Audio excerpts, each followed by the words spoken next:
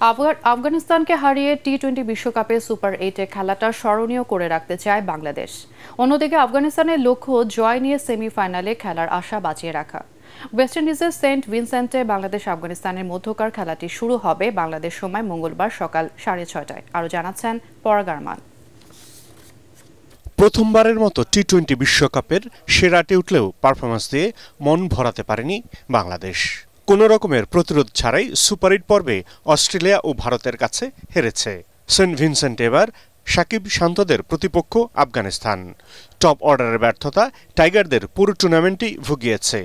সেমিফাইনালে খেলার চেয়ে আফগানিস্তানকে হারিয়ে টি-20 বিশ্বকাপের শেষটা স্মরণীয় করে রাখার কথা জানান বাংলাদেশের সহকারী কোচ নিক পোথাস। সুপার 8 পর্বে এবারের টুর্নামেন্টের প্রথম 2 ম্যাচে ভালো খেলেনি বাংলাদেশ। আমাদের কাছে তাই শেষ ম্যাচ বেশ গুরুত্বপূর্ণ। আমরা চাই জয় দিয়ে টুর্নামেন্ট ভালোভাবে শেষ করতে। এদিকে অস্ট্রেলিয়াকে হারিয়ে আত্মবিশ্বাসের তুঙ্গে এখন আফগানিস্তান। প্রথমবারের মতো সেমিফাইনাল খেলার আশা টিকিয়ে রাখতে তাই বাংলাদেশের বিপক্ষে জয় চাইছেন রশিদ খানদের কোচ জোনাথন ট্রট। আমাদের সামনে এখন বাংলাদেশ।